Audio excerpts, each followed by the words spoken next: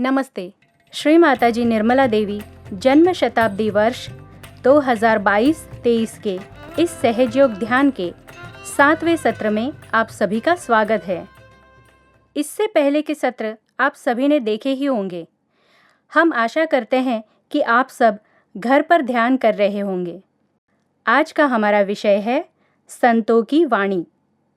तो आइए अभी हम श्री माताजी निर्मला देवी जी से ज्ञान ग्रहण करते हैं। सत्य को खोजने वाले आप सभी साधकों को हमारा नमस्कार।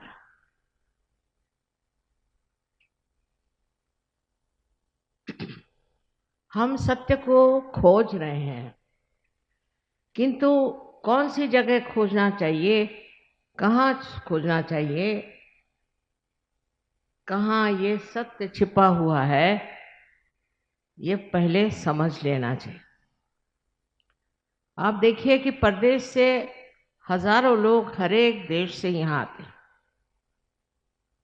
और उनसे पूछा जाए कि तुम यहाँ क्यों आए, तो कहते हैं कि हम यहाँ सत्य खोजने आए। हमारे देश में तो सत्य नहीं, लेकिन भारतवर्ष में सत्य है, ये समझ करके हम यहाँ आए। और इस सत्य की खोज में हर साल हजारों लोग इस देश में आते हैं और हजारों वर्ष से आते हैं। आपने सुना ही होगा, इतिहास में चाइना से और भी दूर देशों से लोग यहाँ आते थे और उनको पता नहीं कैसे मालूम था कि इस देश में ही सत्य निहित है, छिपा हुआ है।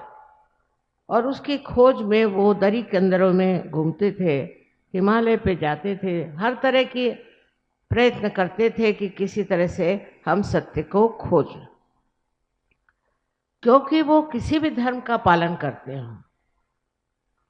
लेकिन वो जानते थे कि सिर्फ इस धर्म पालन से हमें सत्य नहीं मिलता। ये तो एक मार्गदर्शक है, जैसे रास्ते पे इशारे पे लिखा जाता है कि रास्ता, किंतु इससे हम पाते नहीं। इसलिए इस अधूरेपन से परेशान हो करके वो अपने भारतवर्ष में आते थे। अब ये सत्य हमारे देश में था और है और अब भी है, और इस सत्य को पाना अत्यंत आवश्यक। अपने यहाँ की प्रणाली और प्रदेश की प्रणाली में बहुत अंतर है। वहाँ की जो ज्ञान की प्रणाली है वो इस तरह है कि अगर कोई बात कोई आदमी कहता है तो उसको फौरन वो देखने लगते हैं, उसका निरीक्षण करते हैं और उसका विश्लेषण करते हैं कि ये बात कहाँ तक सही है। ईसा मसीह ने भी अगर कोई बात कही तो उसका विश्लेषण हो जाता है। उस विश्लेषण से जो असलियत है वो पता नहीं लगती और उससे दूसरे विद्रूप रूप सामने आ जाते हैं।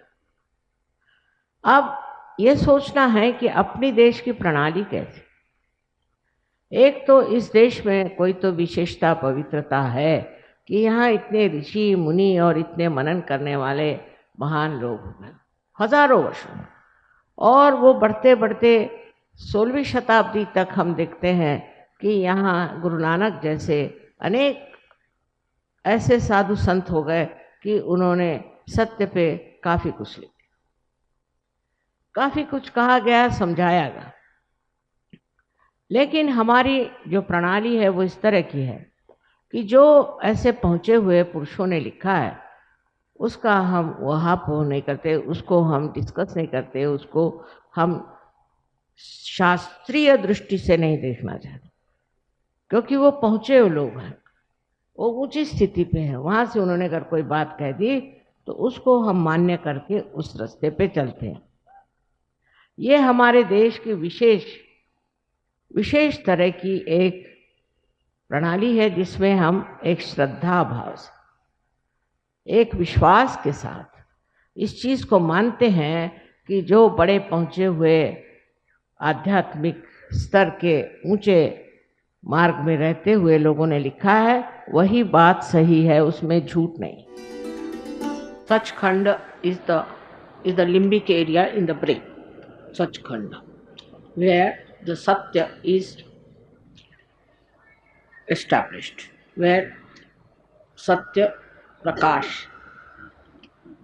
प्रगटित होता है। सत्य आपके अंदर प्रगटित होना, तो शब्द जो है प्रगटित का मतलब ये होता है कि आपके चेतना में महसूस होता है। ये नहीं कि आपको कोई लेक्चर मारे और कोई ये सत्य है वो सत्य है, लेकिन जब आपके ब्रेन के अंदर जो जगह है जिसे लिम्बिक एरिया कहते हैं, जिसे सहस्त्रार कहते हैं, वो सतखंड है। वो खुली जगह है, उसके चारों तरफ 1000 नाड़ियाँ, और जिस वक़्त कुंडलिनी जा करके उस खंड में पहुंचती है तब आपको सत्य मालूम होता है। सत्य सत्य आपको हमेशा अपने चेतना से मालूम होता है, और चेतना जो है ये आपके ब्रेन का प्रकाश है। और जब चेतना आलोकित हो जाती है तब आप सत्य को जानते हैं। तो ये विराट जो है, विराट माने जो सब दूर फैला हुआ परमात्मा है, उस परमात्मा की जागृति से आप अपने अंदर उस सत्य को जानते हैं। यानी कैसे? जैसे आपकी कुंडलिनी जागृत हो गई और कुंडलिनी यहाँ से निकल आई, आप सहयोग में हो गई, तब उस वक्त क्या होता है कि आपको कोई भी सत्य जानना है। समझ लीजिए किसी ने कहा कि नानक साहब झूठ बोलते हैं, समझ लीजिए किसी ने ऐसी गंदी बात कह दी, आप कहना वाइब्रेशन से पूछो, आप पूछो नानक साहब सच थे कि नहीं। वैसा हाथ करते साथ उनके पूछेंगे नानक क्या अवतार थे, धड़ धड़ हाथ में सर। नानक क्या परमात्मा थे, धड़ धड़ धड़ धड़ हाथ में सर। तो आप मान गए क्या भगवान है। सिर्फ जबानी जमा खर्च नहीं रह जाता, जब सतखंड अपना खुलता है तब आदमी जबानी जमा खर्च या दिमागी जमा खर्च नहीं रहता है, ये काम होने लग जाता है। आप देखने लग जाते हैं कि साक्षात हाथ में जो है आपको पता हो जाता है कि हाँ ये बात सही कि वो बात सही। जैसे कि एक कंप्यूटर है आपका ब्रेन, और ये जब मेन से लग जाता है, जब योग घटित होता है, जब अपने को आपा चीन लेते हैं जब आप, तब वो चीन्हे में क्या होता है कि वो आपा का प्रकाश आपको उससे मिला देता है, और जब उससे मिला देता है तो आप सब जान सकते हैं अपने हाथ पर सही क्या है और गलत क्या है। तो सतखंड जो है वो ये शक्ति है जिसको महालक्ष्मी की शक्ति कहते हैं, जिससे आदमी सत्य को जानता है। इसके अलावा और 2 शक्तियां हैं हमारे अंदर आत्मा की जो प्रकटित होती है, जिसे हम कहते हैं चित्त शक्ति। चित्त शक्ति से हमारे चित्त का जो आवरण है वो सारा आलोकित हो जाता है, चित्त। और उस चित्त में आप बैठे बैठे अगर हम ऐसे यहाँ करें, कुछ पूछे नहीं, कुछ भी न पूछे, विशुद्धि चक्र से आप अगर पूछे तो आपको सत्य मालूम होगा, लेकिन आप बस ऐसे हाथ करके बैठे और आप सिर्फ विचार करें किसी के बारे में, आपको फौरन उसके बारे में पता हो जाएगा। ये तो हो गया सत्य के दर्शन। और दूसरा ये कि दूसरा आदमी आपके पास बैठा हुआ है और बस आपके एकदम से महसूस हुआ कि भाई इससे तो बड़ी गर्मी आ रही, एकदम से गरम गरम हो रहा है, तो क्या हुआ कि आप सामूहिक चेतना में जागृत हो गए। तो सामूहिक चेतना जो है ये चित्त का लक्षण है। चित्त जो है सारे दूर वही एकदम आलोकित होता है। और हृदय का लक्षण है आप आनंद में आ जाते हैं। ये तीनों चीज होती हैं, लेकिन सबसे पहले कुंडलिनी सचखंड में पहुंचती है, और इसको दशम द्वार कहते हैं, जो ब्रह्मरंध्र है। उससे जब कुंडलिनी पार कर देती है तब आपके हाथ में ये सूक्ष्म शक्ति, जिसे कि कहते हैं परमात्मा की रूह, जो सारे दूर रूहानी फैली हुई है, वो आपके पहली मर्तबा हाथ में लगती कि ये रूह है। ठीक है, लेकिन ये जमानी जमा खर्च नहीं होता है। असल में कुंडलिनी का उठना होता है। कहे नानक बिन आपा चीन्हे मिटे न ब्रह्म की काई। तो आपा को पहले चीन लीजिए। अब इसका गाना गाने से नहीं होगा, कहने से नहीं होगा, लेक्चर देने से नहीं होगा, ये कुंडलिनी का जागरण होना चाहिए। बात सही है ना? यथार्थ जो है असलियत को पाना चाहिए। In the 16th century, under the guidance of Guru Nanaka, Namadeva, Kabira, all these people clearly, very clearly wrote about Kundalini. But the way it was mutilated by people, which is very surprising. Everything has been mutilated, but this one was very surprising because Kabira was in Bihar and he called Kundalini as Surati. Very clearly he said about Surati. But in Bihar, Surati is what you call tobacco. They call tobacco as Surati. So you can imagine what is the mutilation. Now, this power is within you. If I am telling you something today, you need not accept it. Blindfolded acceptance is of no use. We have had enough problems with blind faiths. So first of all, you must get the experience and then you will not doubt it. This science was known to us since long. But as it was only done for one person or say 10% at the most, I decided to find out a method by which an en masse realization could be given. Luckily, my father was a very social person and I could meet many people. Even my husband's life was such that I could meet many people. So I worked out the permutations and combinations of human problems. And then I discovered how we can easily solve the problem of Kundalini awakening. Because if there are problems on the way of its ascent, then Kundalini doesn't come up. Now, there are 7 chakras, basically, within us. These 7 chakras are responsible of our physical, mental, and emotional being. There's no doubt about it. But you have to first find out and then believe in it. Don't believe because I am saying so or anybody says so. You have to experience it and actually, even in medical science, we have to understand the limitations of a science. First of all, science is amoral. Secondly, it doesn't go to the roots. So it starts like we have to treat a tree. So we treat the leaves, treat the branches. But Sahaja Yoga is going to the roots, is the knowledge of the roots. And the roots are the 7 chakras and our Kundalini. Of course, without medical science, you cannot also understand Sahaja Yoga. That is one of the things. Because you can relate very easily, it's very scientific. Now there are 3 nadis, also left, right and center. Left is called as Ida Nadi, right as Pingala, and the central one is called as Sushumna Nadi. Kabira has described it very clearly, and it is in the Granth Sahib written down. But nobody tries to understand or to go beyond the words, just go and read the words, that is not going to help. You have to go beyond it. It's like this, you see a beautiful picture, say, where it's raining, it's very beautiful, and you are seeing it, that's all. But you are not inside it to experience it. So to enter inside was difficult, one because of the tradition of giving to one person only or to few persons. And secondly, the greatest objection came from people who were in charge of religion those days. Nowadays, those who are intellectuals, we should say, media, and other people who have a feeling that they know everything, they don't want to take anything that is stupid Indian. This is one of the reasons why people don't turn their eyes to the great knowledge we have in this country. I am so very happy today that Indian Medical Association has given me this honor, first of all, because I could never imagine in my lifetime I would be able to talk into them. I also did my medicine and I knew how difficult it was and how people were blind. So I used to think, how will I explain to them? Like Kabira has said, Kaise samajhaun sab jagah andha. But the time has come because they are seekers now. And they should also know one more thing, that this country is a yoga.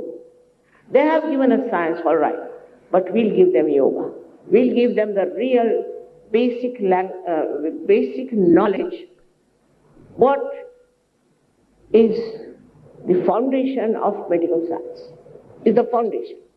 It is the power of love of God which looks after After all, the one who has created us, the Creator, is going to look after us, isn't he?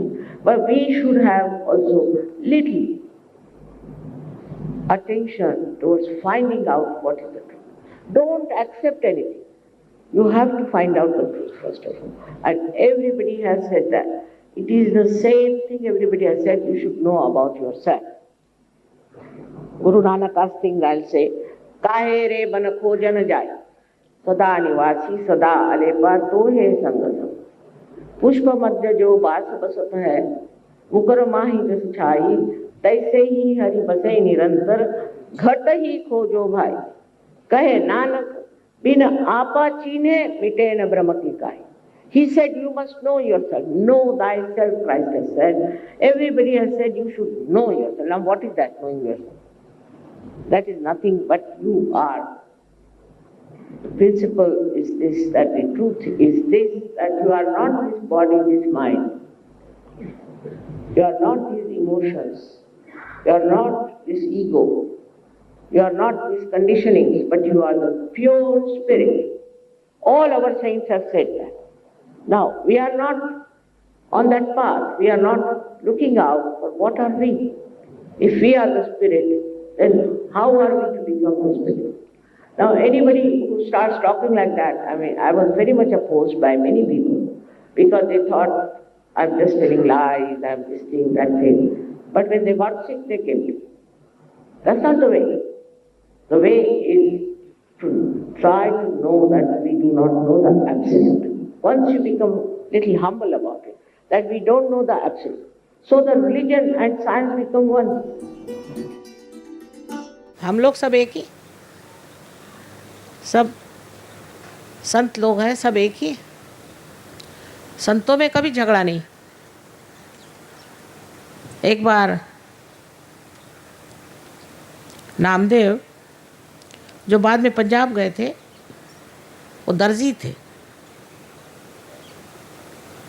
और गोरा कुम्हार जो थे वो कुम्हार थे. तो नामदेव गोरा कुम्हार को देखने गए, मिलने गए. एक संत एक दूसरे संत को मिलने गए. तो गोरा कुम्हार मिट्टी उस वक़्त कौन रहे थे. उनको देखते साथ एकदम खड़े हो गए. नामदेव और मराठी में उन्होंने कहा है कि निर्गुणाचा भेटी आलो सगुणाशी. निर्गुण को देखने आया था मैं, चैतन्य को देखने, वो तो सगुण में खड़ा है तेरे. ये सिर्फ एक संत ही संत को कह सकता. फिर नामदेव पंजाब गए. पंजाब में बड़ा उनका स्वागत किया नानक साहब ने और उनके बहुत सारे दोहे ग्रंथ साहब में रखे. उन्होंने फिर वहाँ पंजाबी सीखी और इतना बड़ा उनका ग्रंथ है जिसका कि पंजाबी में लिखा है और मराठी में ट्रांसलेशन है उसका. वो महाराष्ट्र के थे. गुरु गोविंद साहब भी नांदेड़ में आए, वहाँ उनको समाधि. उस वक्त संतों में कोई झगड़ा नहीं, क्योंकि संत सब जानते हैं कि सत्य एक है. हर तरह के संत. आप जानते हैं कि अमीर खुसरो ने कितनी सुंदर कविताएं लिखी हैं सत्य के ऊपर. ये हम ही लोग झगड़ा कर रहे हैं. जब तक हम सत्य को नहीं जानते, झगड़ा बना रहेगा. ये तो सब अपने ही लोग हैं. इन्होंने कितना कार्य किया है, उस कार्य का फलस्वरूप ही आज सहयोग है. इसमें हिंदू मुसलमान ईसाई का कोई सवाल ही नहीं होता. इंग्लैंड में भी विलियम ब्लेक नाम के बड़े भारी कवि हो गए. हर जगह हर देश में ऐसे बड़े बड़े संत पैदा हो और उनके विचार, उनकी चीज़ें एक जैसी, उसमें कुछ फ़र्क ही नहीं. फ़र्क तो हम लोग खोजते हैं, हमारी दृष्टि खराब है. तो सारे सिखों को भी सहज में उतरना है. सहज समाधि लागी कही है उन्होंने.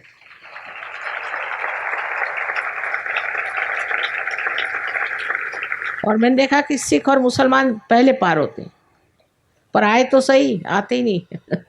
आए, बुलाइए सब. पाने की चीज़ जो है उसे पाना चाहिए.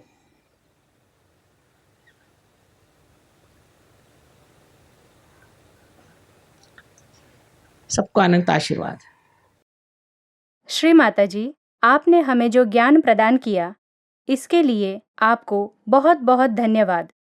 आइए अब हम सब ध्यान करते हैं। आप जमीन पर बैठ सकते हैं या फिर आप कुर्सी पर भी बैठ सकते हैं और जो प्रक्रिया श्री माता जी बताएंगी उसी प्रकार हमें ध्यान करना है। अब आप लोग दोनों हाथ मेरी ओर ऐसे करें।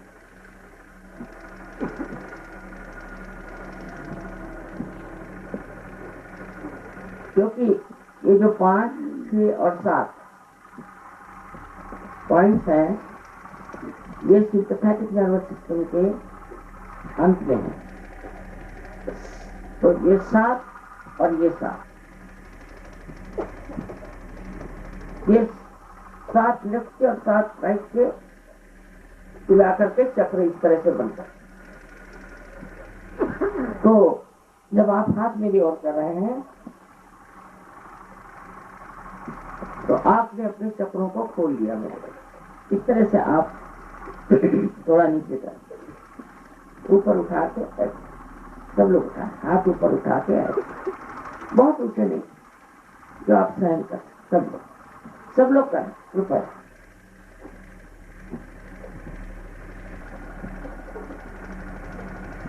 अब आप लोग आंख बंद करें,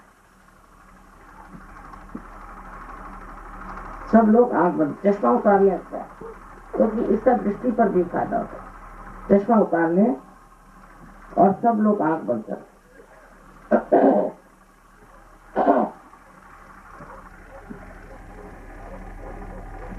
प्लीज क्लोज योर आईज।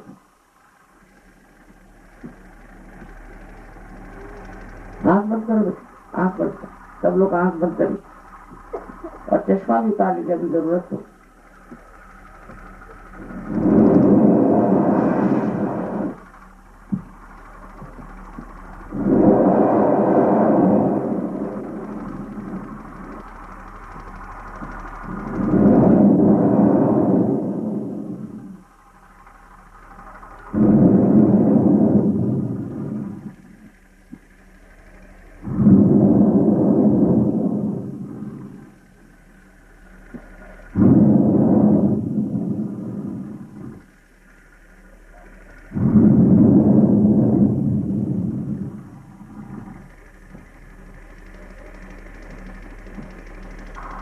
के बारे में कोई शंका न करें, आंख कृपया खोलें।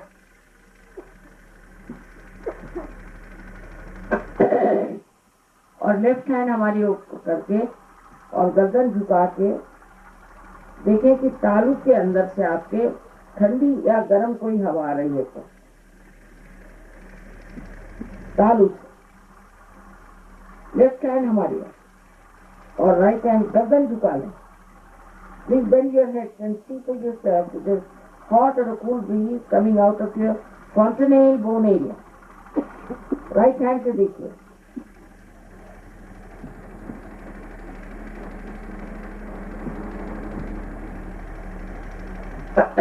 गर्दन झुका। Please bend your head.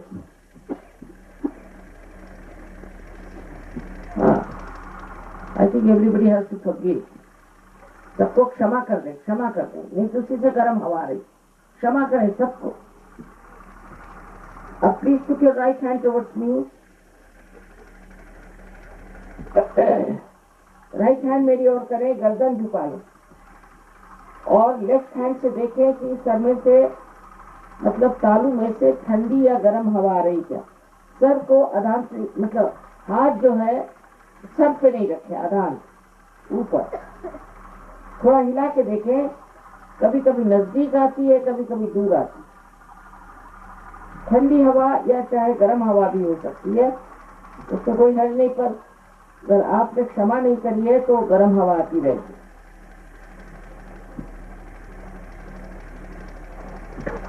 क्षमा करने से आपका गुस्सा एकदम ठंडा हो जाएगा।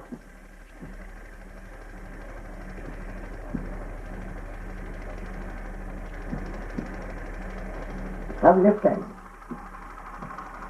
हैंड मेरी ओर करें और राइट हैंड से देखो। Please put your left hand towards me and see with the right hand on top of your head. There's a cool or a hot breeze coming. देखिए कि अगर ठंडी या गर्म हवा आ रही हो, गर्दन झुका लें। Please bend your head.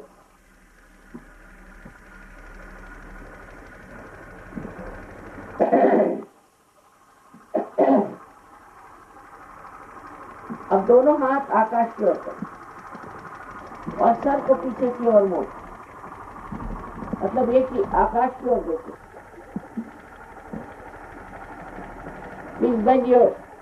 Please put your hands up and bend your head backward. Please look at the sky.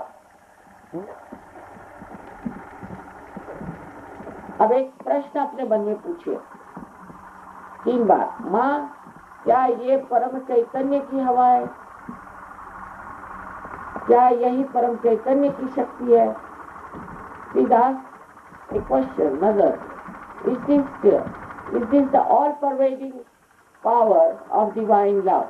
Ask this question, Sita.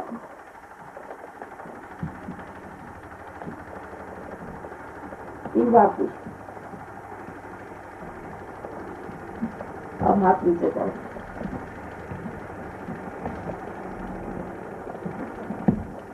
अब देखिए कहीं भी कोई हवा नहीं होता। इसमें से आप देख सकते हैं कि हवा सिर्फ यहाँ इधर से आ रही है और कहीं हवा नहीं ठंडा। अब देखिए, शंका नहीं करना। जिनके हाथ में और उंगलियों में या ब्रह्मरंध्र से तालू से ठंडी हवा आई हो, वो दोनों हाथ ऊपर करें। All those who have felt the cool breeze out of their, दोनों हाथ ऊपर तक। या कोई गलत गुरुओं के पास गए हुए लोग हो सकते हैं कि जिनको पार नहीं हो, पर अधिकतर लोग पार हो। हमारा आनंद है। श्री माता जी, आज के इस ध्यान के लिए आपको बहुत बहुत धन्यवाद। अब आप सब ये जानना चाहते होंगे कि घर पर ध्यान कैसे करें। इसके लिए आप हमारे व्हाट्सएप नंबर 7447441505 इस पर DHYAN ध्यान यह शब्द मैसेज करें, जिससे आपको मराठी, हिंदी या इंग्लिश में लिंक प्राप्त हो जाएगी। इसकी मदद से आप घर बैठे ही सहजयोग ध्यान का आनंद ले सकते हैं। सहजयोग ध्यान की अधिक जानकारी हासिल करने के लिए आप सहज योगा मेडिटेशन हेल्पलाइन नंबर 180027000800 इस नंबर पर संपर्क कर सकते हैं। सहज योग ध्यान सीखने हेतु लर्निंग सहज योगा यूट्यूब चैनल को सब्सक्राइब करें। हर शनिवार शाम 6:30 बजे हिंदी और मराठी भाषा में ऑनलाइन मेडिटेशन कंडक्ट किया जाता है। कृपया आप इससे जुड़े। अगला सत्र आने वाले रविवार को सुबह 6 बजे प्रसारित होगा। आप सभी का बहुत बहुत धन्यवाद।